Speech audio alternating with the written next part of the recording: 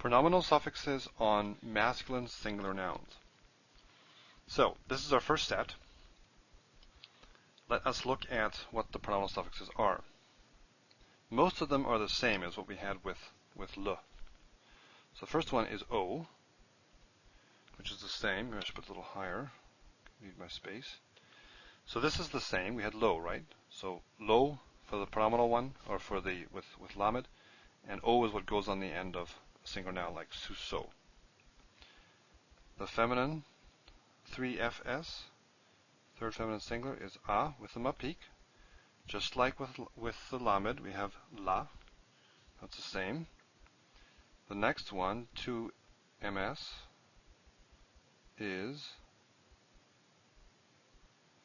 cha. Now what we had before was the same thing. We had lach, or we had lecha, right?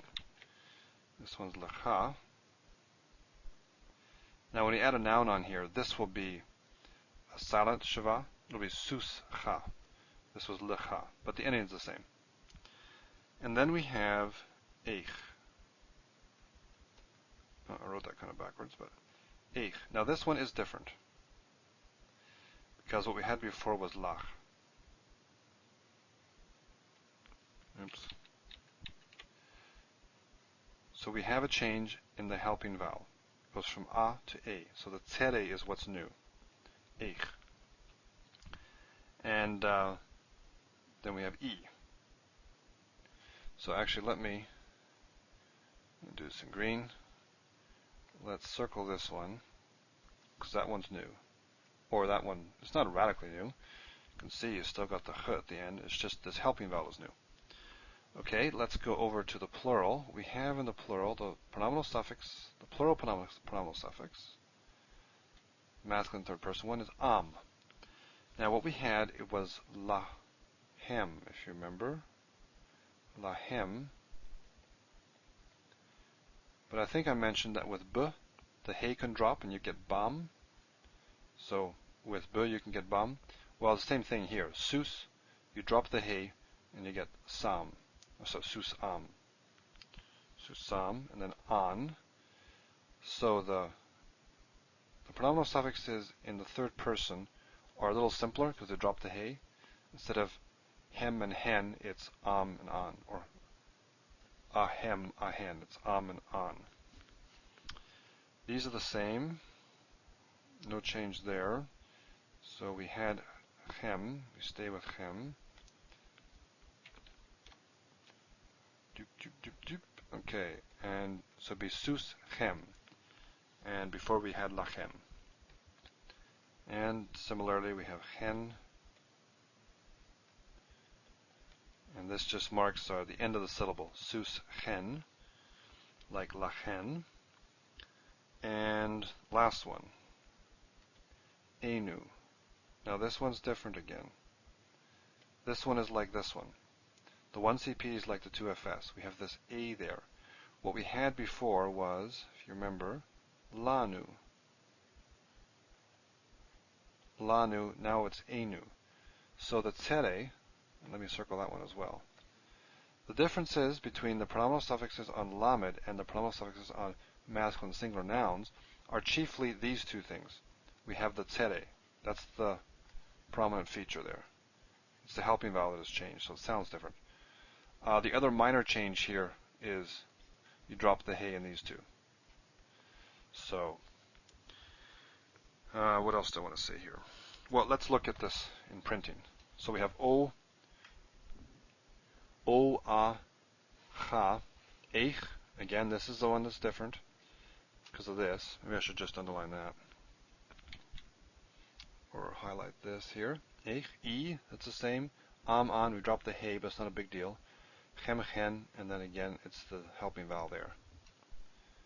So those are the two spots you have a change. But you can see the endings themselves, or the consonants, the bulk of the ending is the same. And it won't cause you a problem in reading.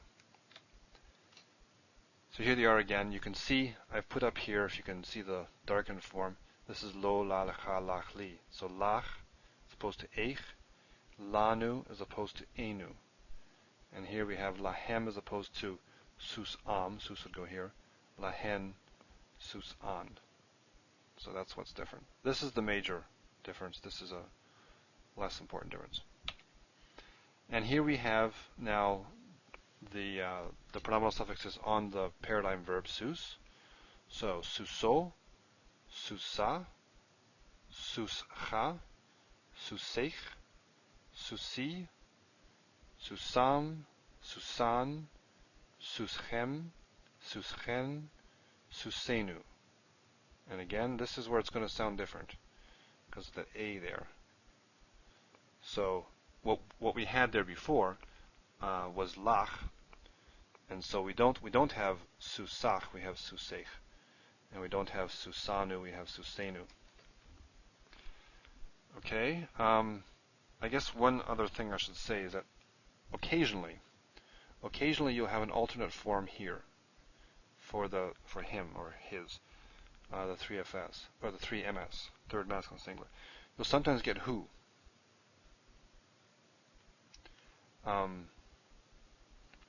And sometimes you'll get o. Now it's only occasionally, but we will see that on some other things that pronominal suffixes can go on, k being one of them, you'll find who, and on verbs as well. So I'm just introducing this here to prime the pump for later. This is the paradigm to be concerned with now, but who is also a possibility. And what you can see here in terms of similarity is here you have a vav, here you have a vav, so the vav is retained here, and here the o is retained. This is just a holum. So, and what's happened is the vav mater has been replaced by the he mater. But I wouldn't worry about this right now. I just throw this in here so that it's rattling around in your brain box a bit, so that when we encounter it later, it won't seem quite as foreign. So O is what we need to concern ourselves with here, this O. And, okay. Well, here I've highlighted them. So, again, these are the ones. Ich, enu are the main considerations. The differences, and here's just a hey dropping. Now, propretonic reduction. Let me change back to white here. We have, remember I said, we have the noun, we have the ending. We've just looked at what the endings are. And the noun is sus. The noun just stays as the basic form. However, if we end up in a situation where, because we added this is now the tonic syllable, we end up with a pretonic here, and then a propretonic here. If the propretonic has a comets in it, in this case, then it can reduce.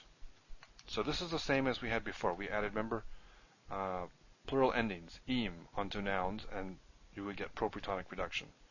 2 syllables back from the tonic syllable, it would reduce to compensate. You add something here, you want to reduce the length over here. So, sus goes to suso, no propretonic reduction, partly because there is no propretonic syllable here, it's just su-so, we only have 2 syllables. But even more importantly, you can't reduce a mater, a historic long vowel. But if you have something like davar, here you have davar, so you've got a comets here. You put o on it, you don't get davaro, you get divaro. And if I split this, here's your first syllable, divaro. So this is propretonic, it's 2 back from the tonic syllable. And it's got a comets there, not a mater or something. So the comets changes, so reduces. And we'll see this throughout the rest of these paradigms. We'll take this in this chapter. And same thing again, if you have amal, which means trouble, and you put o on it, you end up with propretonic position here, propretonic situation. And the comets reduces, but it can't reduce to a regular shava because you have a guttural, and so it does the compound shava, which you would expect. So nothing, no big deal. This isn't really nothing new, and it's not important to memorize a paradigm with these or anything like that. Just be aware of it. The thing to memorize really is this, or more to the point. No, I should have done it in green, but you get the point. These here, the eich ones, eich and enu. That's what's important about this paradigm.